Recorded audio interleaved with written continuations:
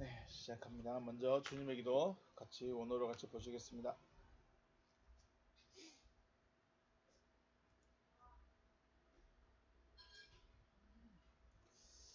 시작. 파텔 헤몬 호엔 토이스 우라노이스 하기아스테토 토 오노마스 엘데토 헤 바실레이아스 게네데토 토 델레마스 호스 엔 우라노 카이 에피테스 게스 톤 알톤 헤몬 톤 에피우시온 도스 에민 세메론 카이 아페스 에민 타 오펠레이마타 헤몬 호스 카이 헤메스 아페예멘 토이스 오펠레이타이스 에몬 카이 메 에이세네케스 헤마스 에이스 페라스몬 알라 프루사이 헤마스 아포트 포네루 호티 소 에스틴 에 바실레야 카이 에 디나미스 카이 에 독사 에이스투스 아이오나스 아멘. 아멘. 다시 한번 의역된 부분으로 보십니다. 시작. 하늘들 안에 계신 우리 아버지, 당신의 이름이 거룩히 여김을 받으시오며 당신의 나라가 임하시오며 당신의 뜻이 하늘 안에서와 같이 땅 위에서 이루어지게 하옵소서. 오늘날 우리에게 위에 있는 우리의 양식을 주시옵소서. 그리고 우리가 우리에게 빚진 자의 빚을 사하여 준 것 같이 우리의 빚을 우리에게서 사하여 주시옵소서. 우리를 시험에 들어가게 하지 마시고 다만 악으로부터 우리를 구하시옵소서. 왜냐하면 그 세대는 당신의 나라이며 능력이며 영광이기 때문입니다. 아멘. 말씀 보십니다. 마태복음 13장입니다. 마태복음 13장 3절에서 9절 말씀까지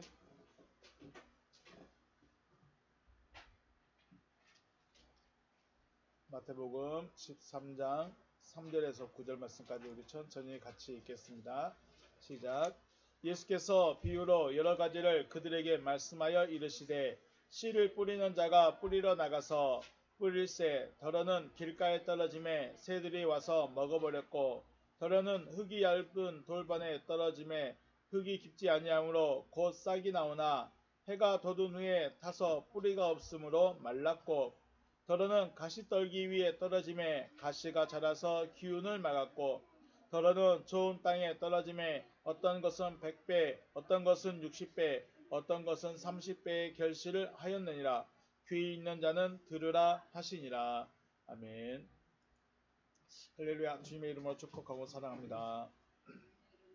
네. 하나님은 살아계십니다. 살아계신다.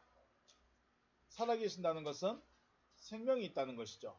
살아있다는 것은 생명이 있다는 것입니다.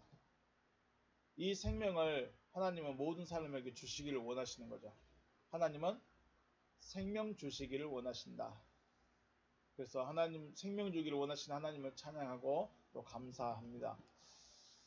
하나님을 생명을 얻어서 살아있는 자로 나타나시기를 주님의 이름으로 축복합니다. 우리가 지금까지 하나님의 목적, 하나님이 우리를 향한 목적 혹은 또 영생이 무엇인가에 대해서 계속 생각해 했었습니다.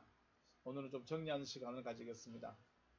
예수님은 자신을 세상의 빛이라고 합니다. 세상의 빛. 그냥 빛이라고 하셔도 될 것 같은데 굳이 세상의 빛이라고 하실까?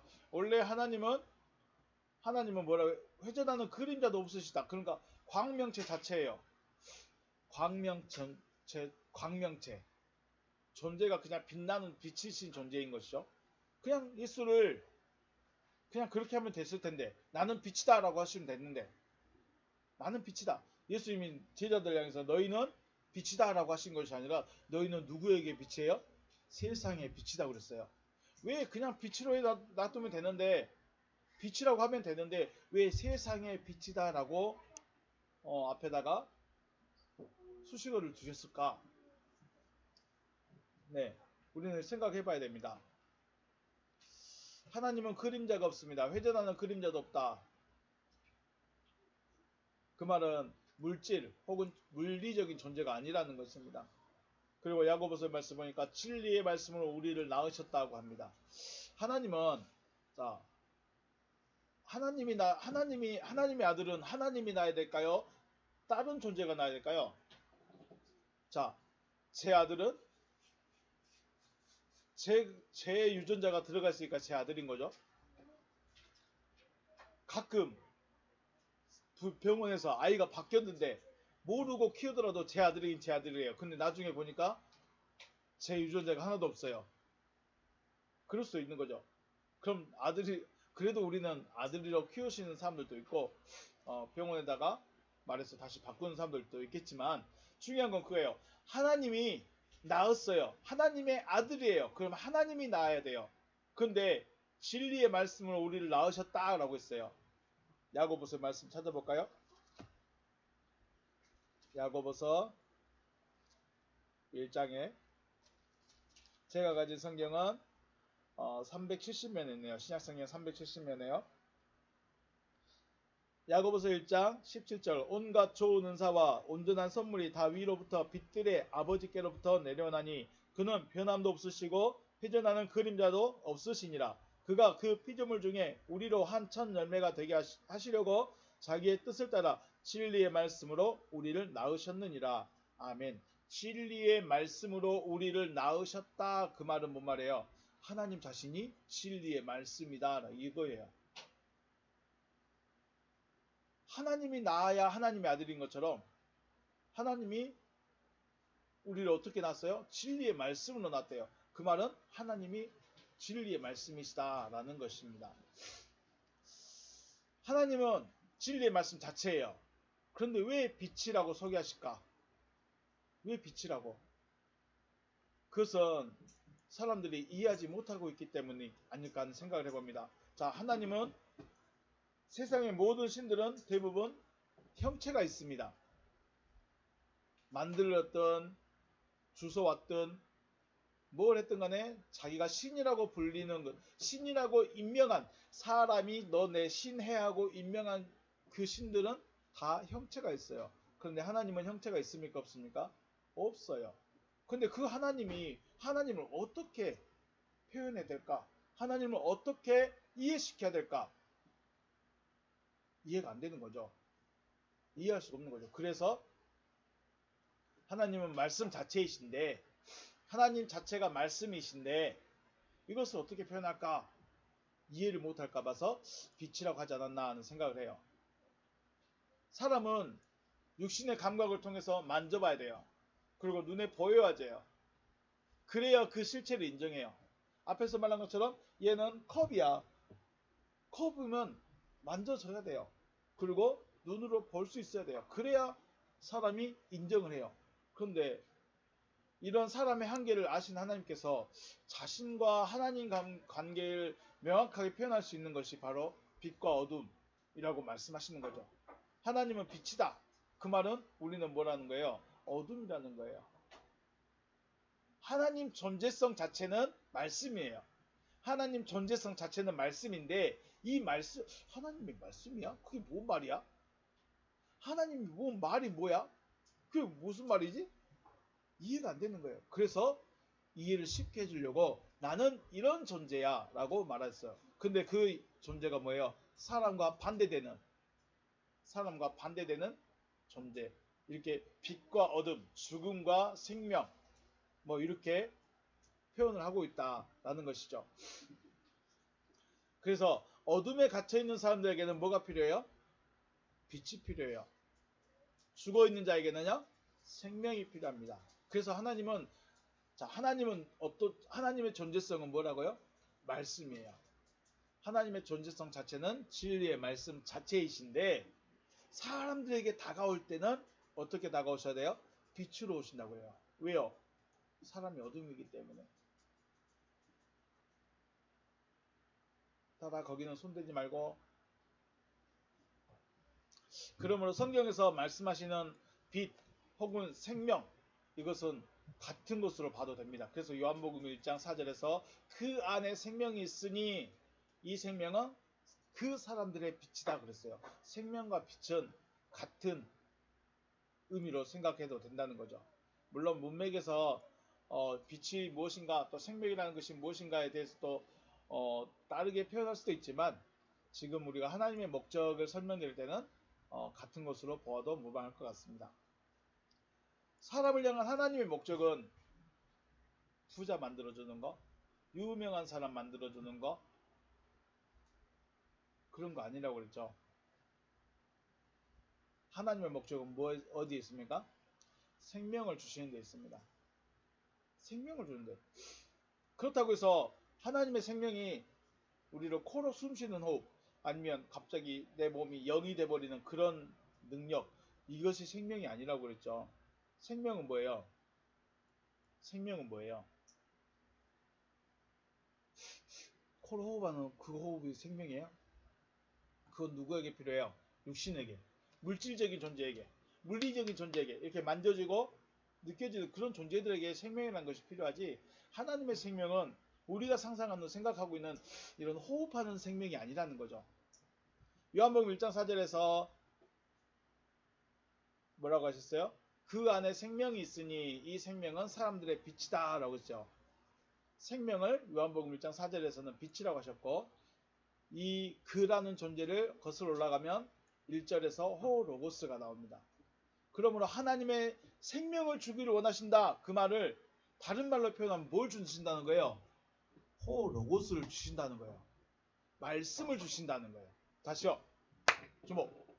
하나님은 뭘 주기를 원하셔요? 생명을 주기를 원하세요. 근데 그 생명을 다르게 표현하면 뭐가 된다고요? 호로고스가 된다는 거죠. 하나님이 생명 주시겠다. 하나님 우리에게 생명 주기를 원하십니다. 그러니까 뭐 부활한 생명, 죽었다가 팔딱 일어나는 그런 생명, 육신적인, 물리적인 이런 생명이 아니라 뭘 주신다? 호로고스를 주시겠다라는 거죠. 호로고스. 자, 하나님은 주시는 게 분명하죠? 하나님은 뭘 주신다고요? 호로고스를 주신다. 그런데 요한복음 3장 16절에서 뭐라고 그랬어요?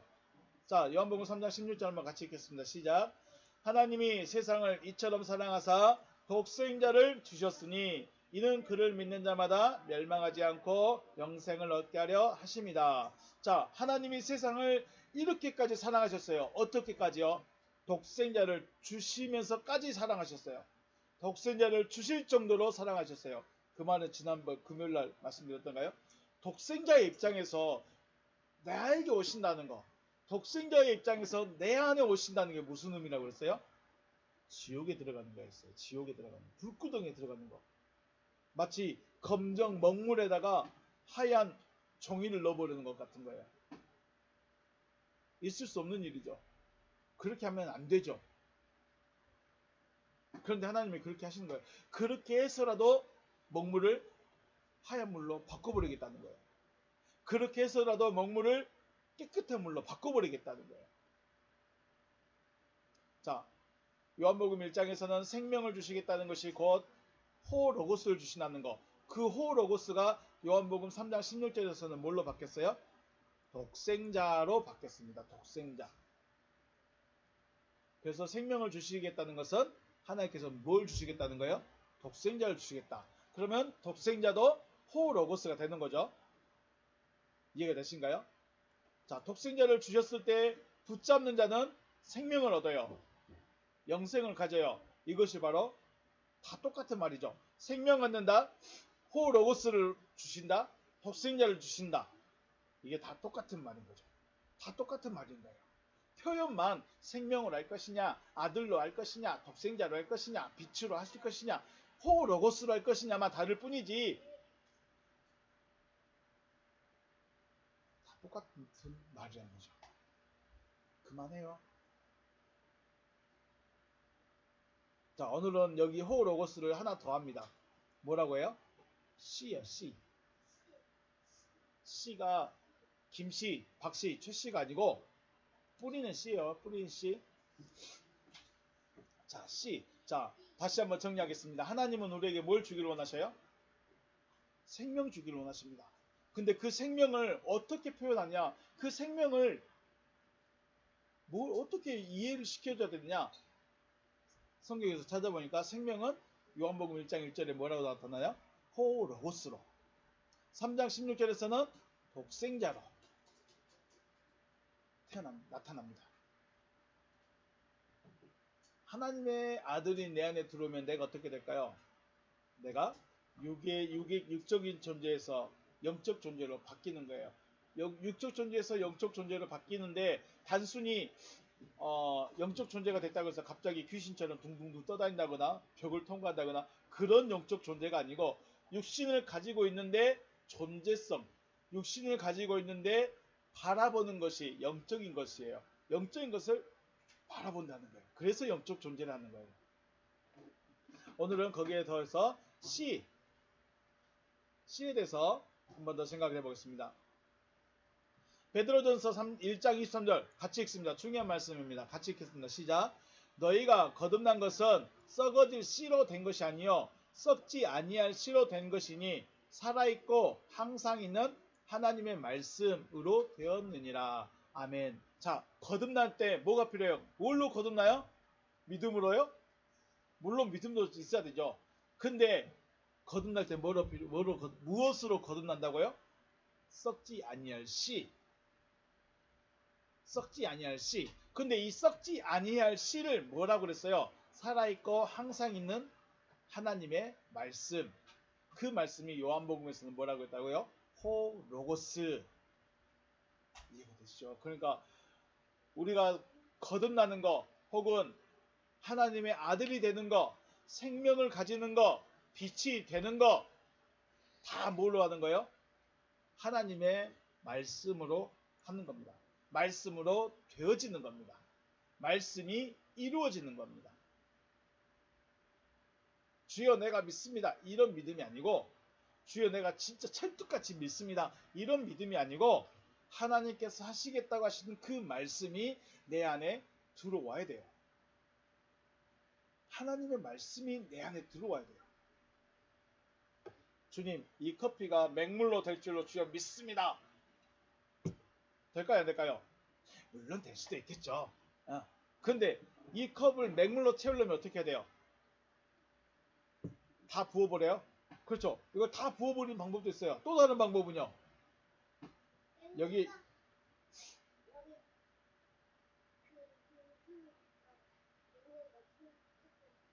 다 부어버리는 방법도 있고 여기에 계속 맹물을 계속 부어버리는 방법도 있겠죠. 맹물을 계속 부어버려요. 커피가 다 없어질 때까지. 자, 우리라는 이 안에 하나님의 말씀을 계속 붓는 거예요. 언제까지? 내가 영적 존재가 될 때까지. 하나님의 말씀.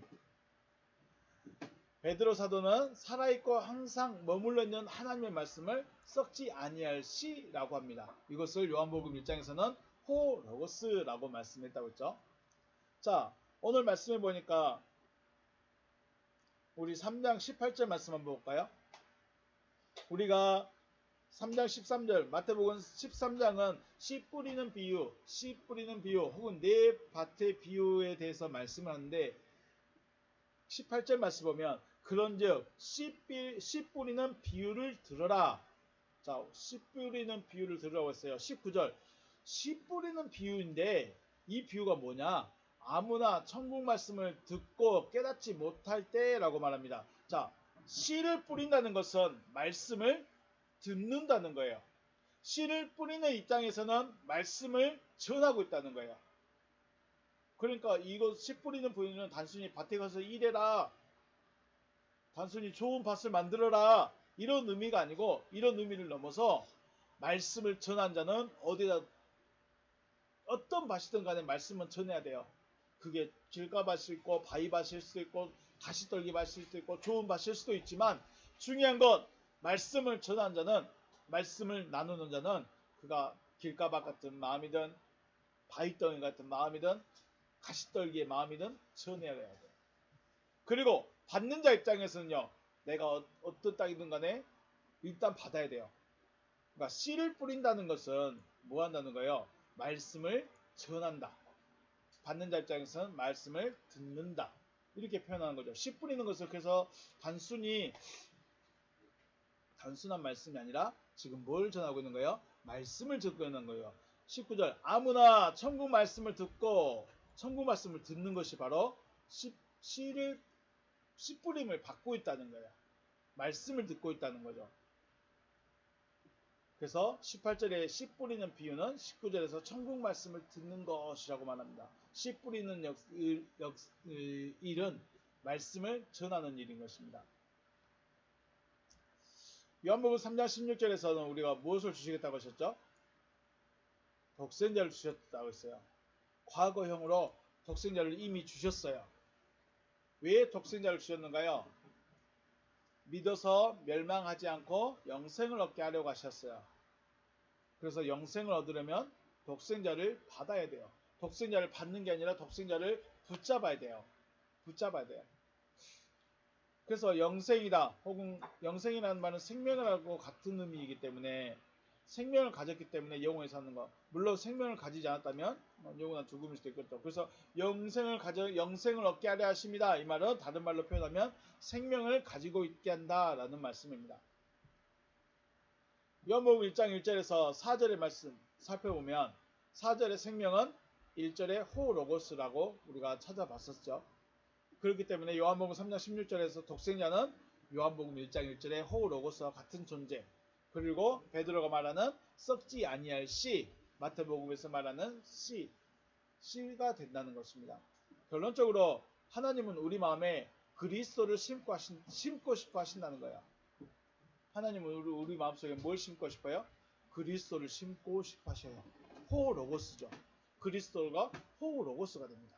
그리스도를 호로고스가 됩니다. 우리는 그냥 그리스도라고 하는데 존재적인 의미로 봤을 때, 존재성으로 봤을 때는 그리스도가 누구시다?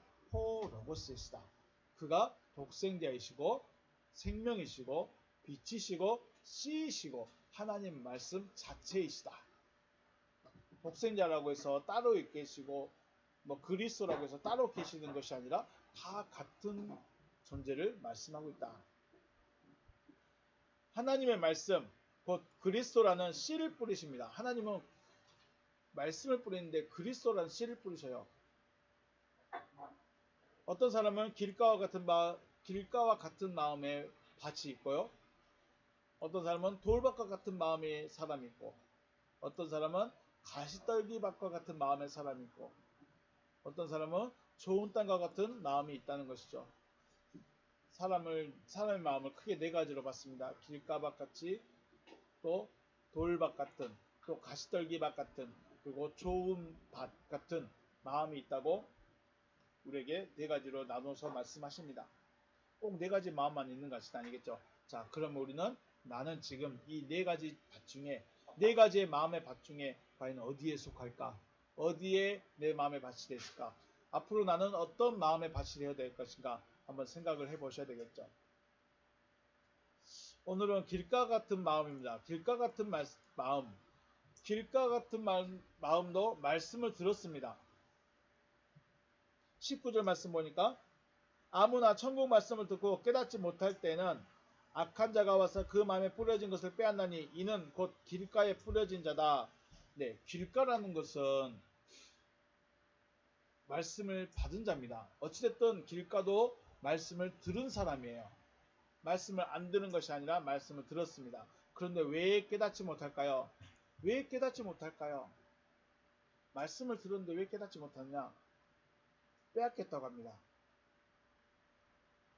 악한 자가 와서 그 마음에 뿌려진 것을 빼앗아 버렸습니다. 씨를 뿌려놨는데 그 씨를 빼앗아 버린 것 같이 우리 마음에 말씀이 빼앗겨 버린 거예요.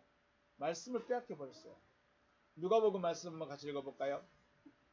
누가복음 8장 12절입니다. 길가에 있다는 것은 말씀을 들은 자니, 자, 말씀을 들었어요, 안 들었어요? 말씀을 들었습니다. 길가에 있다는 것은 말씀을 들은 자니 이에 마귀가 가서 그들이 믿어 구원을 얻지 못하게 하려고 말씀을 그 마음에서 빼앗는다라고 하셨죠. 길가가 위험한 이유가 그겁니다. 길가 같은 마음이 왜 위험하냐? 말씀을 빼앗겨 버렸어요. 그런데 마귀가 왜 말씀을 빼앗을까요? 마귀가 왜 말씀을 바꿔버릴까요? 마귀가 왜 하나님의 말씀이다 라고 말하면서 우리에게 미혹이란 걸 할까요? 12절의 말씀, 누가복음 8장 12절에 그렇게 나오죠. 그들이 믿어 구원을 얻지 못하게 하려고. 믿어져 버리니까요. 말씀을 믿어버리면 구원이 되는 거예요. 말씀을 믿으면 구원이 되는 거예요. 그걸 뭐 말해요? 우리 믿음이라는 말이 무슨 말이었죠? 믿는 자가 어떤 자였죠? 붙잡는 자예요. 말씀을 붙잡는 자. 영접하는 정도가 아니라 붙잡는 거예요. 붙잡는 거. 내 것으로 붙잡아 버리는 거예요. 믿는 자는 붙잡는 자. 말씀을 영접한다는 것은 말씀을 붙잡는 자. 그래서 말씀을 붙잡으면 구원이 돼버리는 거예요. 말씀을 붙잡으면 구원이 되기 때문에 마귀의 입장에서는 그 말씀을 뺏어버리는 거죠. 구원 얻지 못하게 하려고. 그래서 어쩌면 깨닫지 못하는 것이 아니라 말씀 자체를 빼앗겨 버리기 때문에 내가 생각할 것도 없어요. 고민할 것도 없어요. 나를 돌아볼 것도 없어요. 나를 비춰볼 거울이 없는 거예요. 마귀는 말씀을 듣지 못하게 합니다. 마귀는 말씀을 듣지 못하게 해요. 왜 그럴까요? 믿어버리기 때문에. 말씀이 믿어지면은 안 되기 때문에. 말씀이 믿어져 버리면 구원이 돼버리기 때문에. 말씀이 믿어져 버리면 구원이 이루어지기 때문에 말씀을 듣지 못하게 합니다. 그래서 바울은 말하죠. 믿음은 들음에서 나고 들음은 그리스도의 말씀으로 말미암는다라고 로마서에서 말씀하고 있죠. 들어야 돼요. 일단 뭐가 됐든 들어야 돼요. 지금은 깨닫지 못할지라도, 지금은 알지 못하더라도, 지금은 이해가 안 되더라도 일단 드러나야 돼요. 그리고 내가 계속 쌓아놔야 돼요. 그런 생각을 했습니다. 과연 내 안에 있는 말씀들이 언제 터질까? 내 안에 있는 말씀들이 언제 나를 뒤집어 버릴까? 바울과 같이 언제 이렇게 한 번에 뒤집어질까? 그런 생각을 하다 보니까 우리는 그 전쟁 무기 중에 땅속에 묻어놓은 폭탄을 뭐라고 그래요? 지뢰라고 그러죠. 지뢰. 밟으면 터지는 겁니다. 탱크가 갖다 밟든 자동차가 가다 밟든 사람이 가다 밟으면 터지게 되는 거예요. 자, 우리는 그 폭탄 같은 언제 터질지 모르는 그 폭탄을 폭탄이라는 하나님의 말씀을 마음에 막 씹어놓는 거예요. 그리고 그때가 되면 폭발하듯이 터져서 우리가 바울같이 된다는 거죠. 그렇기 때문에 말씀을 듣지 못하게 하는 것, 말씀을 안 듣는 것이 아니라 말씀은 계속 드러나야 된다.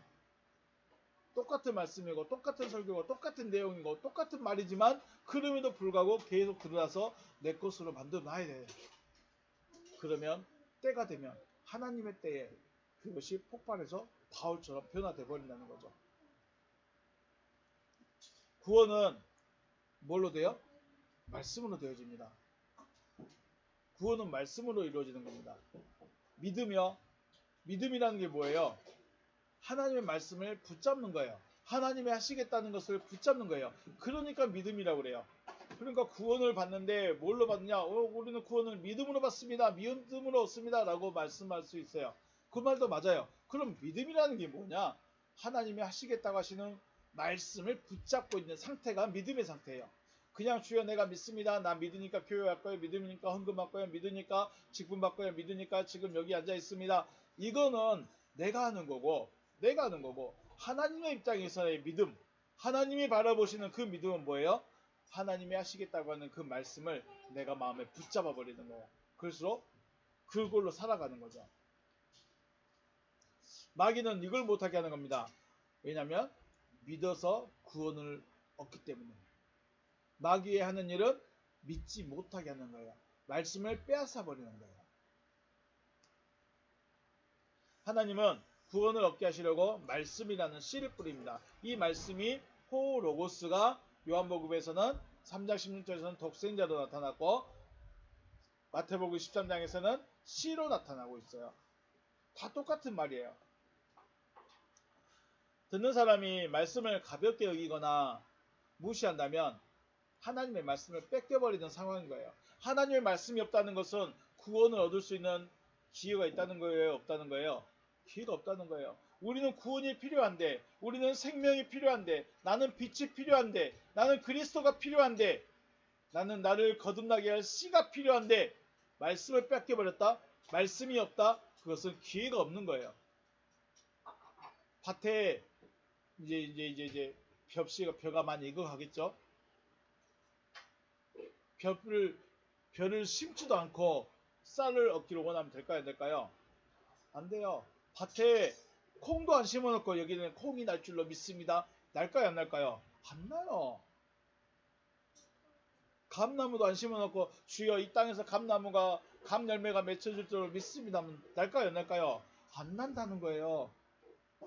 감을 얻고 싶으면 감나무를 심어야 되고 콩을 얻고 싶으면 콩을 심어야 되고 쌀을 얻고 싶으면 벼를 심어야 돼요. 구원을 얻고 싶으면 뭘 심어야 돼요? 말씀을 내 안에다 쌓아놔야 돼요. 하나님의 말씀을 쌓아놔야 돼요. 믿음으로 구원 얻습니다. 맞습니다. 근데 그 믿음이 무슨 믿음이냐? 하나님이 하시겠다고 하신 그 말씀이 내 마음에 쌓여지는 게 믿음이에요. 그냥 주여 내가 믿습니다. 진짜로 믿는다니까요. 이건 안 되고. 왜 안 돼요? 내 믿음이니까. 내 씨예요. 내 씨. 썩어질 씨예요. 썩어질 씨로. 자, 너희가 거듭난 것은 썩어질 씨로 된 것이 아니다. 썩지 아니할 씨로 된 것이니 살아있고 항상 머물러 있는 하나님의 말씀으로 되었느니라. 아멘. 썩어질 씨가 있고 썩지 아니할 씨가 있어요. 썩지 아니할 씨, 죽지 않는 씨, 생명력을 가지고 있는 씨, 그게 뭐예요? 하나님의 말씀이시다. 말씀으로 구원을 얻습니다. 물론 믿음으로 구원을 얻습니다 라는 말도 맞지만 믿음이 무엇이냐라는 전제가 있어야 되겠죠. 본질적으로는 우리가 구원을 얻는 거, 거듭나는 거, 생명을 얻는 거, 빛이 되는 거 뭘로 다 돼요? 말씀으로 됩니다. 하나님의 말씀으로 이루어지는 겁니다. 그렇기 때문에 우리는 말씀을 들어야 되고 말씀을 가지고 있어야 되고 하지만 말씀이 안 들린다. 말씀을 못 듣게 한다. 말씀이 가볍게 여긴다. 말씀을 무시한다. 이건 뭐예요? 나는 구원 얻기 싫습니다. 나는 구원이 필요 없습니다. 나는 생명이 필요 없습니다.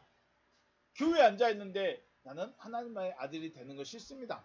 교회에 앉아있으면서 직분 가지고 있으면서 헌금하고 있으면서 나는 하나님의 백성 되기 싫습니다. 라는 거예요. 뭐라면요? 말씀을 안 듣고 있으면요. 말씀을 안 듣고 있고 말씀을 빼앗기고 있다는 것은 나 하나님의 백성 안 하렵니다.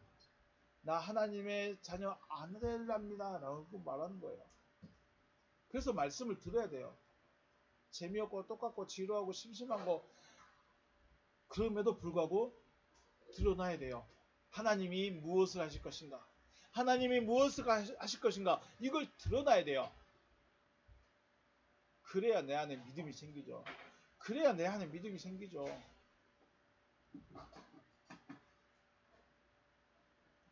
씨 뿌리는 일과 씨앗을 뺏는 일은 전쟁입니다. 자, 제가 밭에 콩을 심었는데 비둘기가 와서 콩을 다 주워 먹어버렸어요. 그러면 어떻게 돼요? 비둘기는 죽일 수가 없어요. 비둘기는 그냥 쫓아내만 낼 수 있어요. 어떻게 될까요? 비둘기와 나의 전쟁이에요. 내가 뿌려놓으면 비둘기가 먹어버려. 내가 또 뿌려놓으면 비둘기가 가서 또 먹어버려. 너 나하고 전쟁해. 비둘기하고 저하고 전쟁해요. 쫓아내야 되겠죠. 비둘기를 쫓아내야 돼요.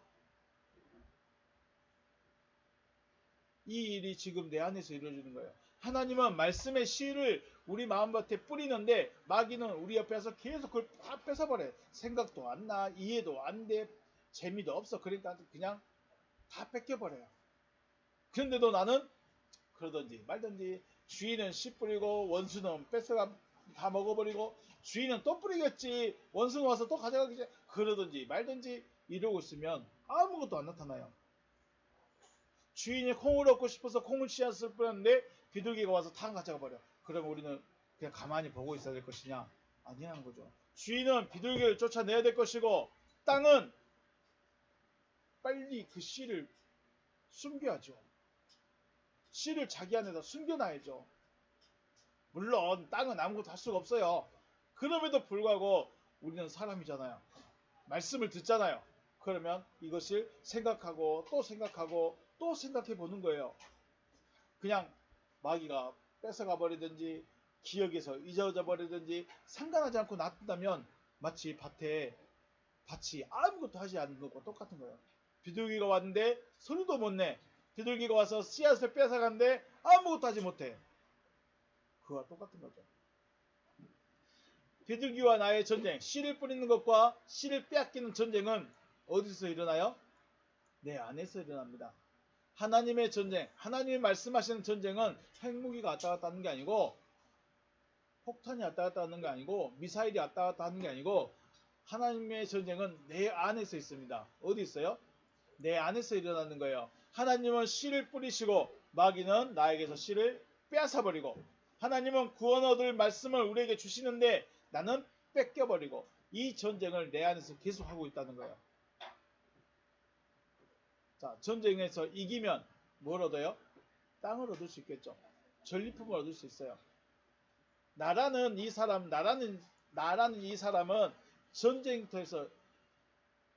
전쟁터이지만 이기는 자의 것이에요. 하나님이 이기시면 나는 하나님의 것이 되지만, 계속 뺏어버리는 마귀가 이겨버린다면 우리는 아무것도 내놓지 못하는 마귀 것이 돼버리는 거죠. 전쟁터예요. 내가 요즘에 어디가 전쟁하고 있죠? 우크라이나하고 러시아하고 전쟁을 하고 있죠. 우크라이나가 이쪽 도네츠크 원래 그 땅을 안 뺏기려고 애를 쓰다가 일단 여기 놔두고 어디를 공격해버렸어요? 러시아 본토를 공격해버렸어요. 러시아를 더 많이 찾아버렸어요. 내가 뺏어오는 거예요. 내가 안 뺏어오면 뺏기는 거예요. 내가 구원이 필요하다. 나는 구원이 필요하다. 나는 하나님이 필요하시다. 이런 간절함이 있어야 말씀을 안 뺏기는데, 그러든지 말지는지 나에게 구원을 주시면 감사하고 안 주셔도 그만이고 이러고 있으면 나는 그냥 가만히 앉아서 마귀 것이 된다는 거죠. 쉽죠? 간단하죠? 우리 마귀 것 되는 거 쉬워요. 마귀 것 되는 거 쉬운데 하나님의 것이 되는 것은 그리 쉽지 않습니다. 밭에서 콩을 얻으려면 몇 개월을 걸릴까요? 최소 3, 4개월 걸려요. 싹이 나고 자라고 꽃이 피고 열매 맺어지고 익어지는 데까지 3, 4개월 걸려요. 또 뭐예요? 벼는요. 5월, 6월 달에 심어서 10월, 11월 달까지 기다려야 돼요. 열매 얻는 건 쉽지가 않아요. 그런데 망하는 건요. 병해충 입는 것은요. 금방이에요. 농약 한 번만 안 하면 돼요. 한 번 일주일만 논에 안 들어가 물이 있는지 없는지 한 번만 안 봐도 돼요. 그럼 다 말라 죽을 수 있어요. 죽이는 건 너무 쉬워요. 열매가 있는데 열매가 잘 익도록 관리하는 것과 망해버리도록 놔두는 것은 너무 차이 나요. 열매를 얻기 위해서는 그 뜨거운 하우스 안에 들어가 가지고 다 솎아내고 골라내고 벌레 있는 거 없는 거 잡아줘야 되고 어려워요. 근데 망해버리는 건요? 너무 쉬워요. 그냥 놔두면 돼요. 그냥 놔두면 알아서 벌레 먹어서 다 없어져 버려요. 여러분과 제가 마귀가 되는 것은 너무 쉽습니다. 가만히 있으면 마귀가 돼요. 가만히 있으면 마귀가 돼요. 그런데 마귀가 안 되려면요. 나 정신 차리고 있어야 돼요. 말씀을 기억해야 돼요. 말씀을 가지고 있어야 돼요. 안 그러면 그냥 자연스럽게 마귀가 되는 거예요.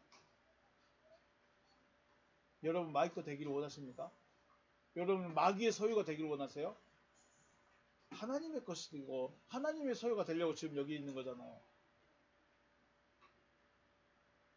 말라기 2장 7절 8절 말씀 같이 읽어보겠습니다. 시작. 제사장의 입술은 지식을 지켜야 하겠고 사람들은 그의 입에서 율법을 구하게 되어야 할 것이니 제사장은 만군의 여호와의 사자가 되미거늘 너희는 옳은 길에서 떠나 많은 사람을 율법에 거스르게 하는도다. 나 만군의 여호와 이르노니 너희가 레위 언약을 깨뜨렸느니라. 아멘. 자, 제사장의 입술은 뭘 지켜야 돼요? 지식을 지켜야 돼요. 할 말을 해야 된다는 거예요. 1 더하기 1은 뭐예요? 근데 갑자기 4라 해버려요. 돼요, 안 돼요? 1 더하기 1은 1입니다. 돼요, 안 돼요? 안 되는 거예요. 지식을 지켜야 되는 거예요. 할 말을 해야 되는 거예요. 할 수 있는 말을 해야 되는 거예요. 그리고 사람들은 사람들은 그 입에서 뭐를 구해야 돼요? 율법을 구하라는 거예요. 율법을 구해야 돼요. 백성들이 제사장에게, 그리고 지금의 성도님들이 목회자에게 구해야 되는 것은 한 가지뿐입니다. 목사님 목회 좀 잘하세요. 목사님 관리 좀 잘해보세요. 목사님 우리 마음 좀 돌아봐 주세요. 목사님 좀 병문안 좀 가보고 신방 좀 자주 다녀보세요. 이거 구하는 거 아닙니다. 이거 왜 할까요? 신방 왜 가고 왜 찾아다닐까요? 물론 위로도 필요하고 손잡아주는 것도 필요하고 기도도 필요하겠죠. 근데 왜 할까요? 성도들이 설교자에게 구해야 될 것은 신방이 아니에요. 물론 신방 가서 말씀 전할 수도 있겠죠. 뭘 구해야 돼요? 하나님의 말씀 전해주세요. 이것만 구해야 돼요. 하나님의 말씀을 말해주세요. 하나님이 뭐라고 하시는지 그것 말해주세요. 내 마음 위로 좀 해주세요. 나를 위해서 기도 좀 해주세요. 이런 걸 구하는 게 아니라는 거예요. 실질적으로 구하는 것은. 목회자는, 제사장은, 설교자는 뭘 전해야 돼요? 하나님의 말씀을 전해야 돼요. 이것이 하나님과 제가 맺은 언약이에요. 여러분들은 몰라요. 성도들은 알 수가 없어요. 목회자가 왜 목회를 하는지. 목회자는 왜 목회해요? 하나님하고 언약을 맺었어요. 저는 하나님의 말씀만 전하겠습니다 하고 언약을 맺었어요. 지루하고 재미없는 그 말씀, 신방도 안 하고 관리도 안 하는 그 목회 왜 합니까? 그래요. 왜 한지 저는 모르겠어요. 그런데 저하고 하나님은 이것만 맺었어요. 너는 내 말만 전해라. 이것만 전했어요. 이것만 언약이 맺어진 거예요. 하나님과 언약이에요. 자, 말씀 볼까요? 8절에 나 만군의 여호와가 이르노니 너희가 레위의 언약을 깨뜨렸다. 하나님의 말씀을 전하지 않는 것. 이게 뭐예요? 레위의 언약을 깨버린 거예요. 레위는 뭐예요? 제사장으로서 하나님과 백성의 중간다리, 백성을 하나님께로, 하나님을 백성에게로 행하게 하는 그걸 중간에서 해주는 거예요. 그걸 뭐예요? 지금은 말씀 전하는 거죠. 근데 이거 언약이에요. 레위의 언약이에요. 이 레위의 언약을 깨버렸어요. 어떻게 해요? 하나님의 말씀이 아닌 말씀 전함으로. 하나님이 원하는 것을 하지 않은 것으로 하나님과의 언약을 깨버렸어요.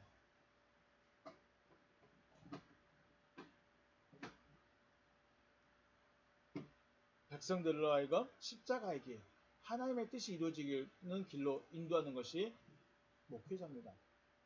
하나님의 말씀을 전하는 거예요. 왜 말씀을 전해야 돼요? 말씀으로 뭘 얻을 수 있어요? 구원이 되기 때문에. 하나님의 말씀으로 구원이 되기 때문에.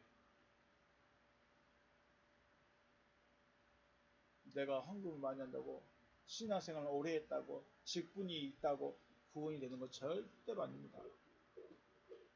하나님의 구원은 뭘로 됩니까? 하나님의 말씀으로만 됩니다. 그러면 마귀는 그 구원이 이루어지지 못하게 뭐 하는 거예요? 말씀을 빼앗는 겁니다. 생각나지 않게. 들려지지가 않아. 그죠? 앞에 따님 안 들리죠? 왜 안 들려요? 구원을 안 받을 거예요. 나 구원 안 받을 거예요. 나 하나님 안 믿을 거예요. 나 하나님의 백성 안 될 거예요. 스스로가 말해버리는 거예요.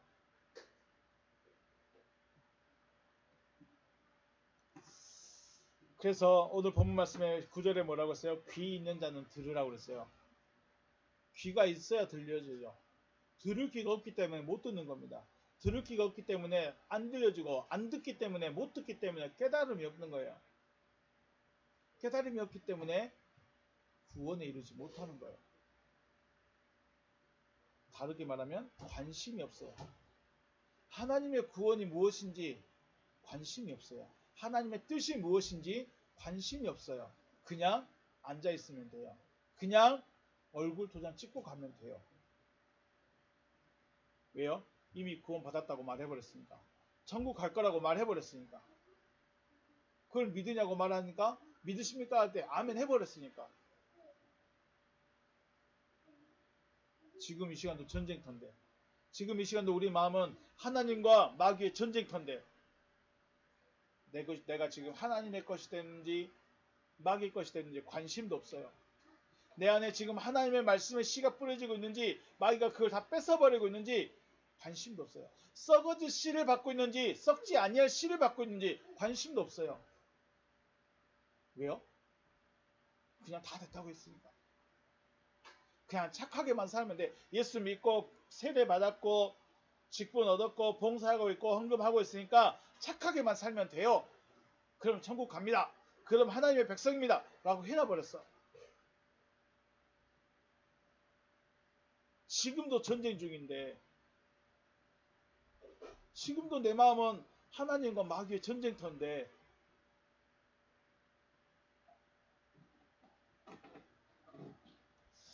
하나님의 말씀을 들을 수 있는 귀가 열려서 들려지고 깨달아지고 이루어져서 하나님의 구원을 볼 수 있는 여러분과 제가 되시기를 주님의 이름으로 축복합니다.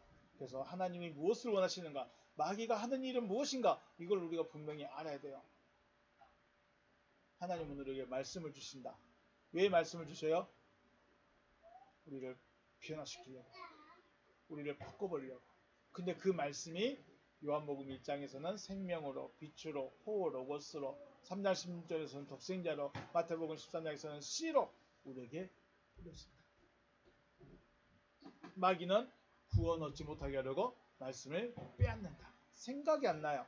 말씀을 들었는데 생각이 안 나요. 뭘 들었는지 생각이 안 나요. 정리가 안 돼요. 그래서 귀 있는 자는 들으라는 거예요. 거꾸로 말하면 너희는 들을 귀가 없다. 아무리 들어도 무슨 말인지 못 알아먹는다.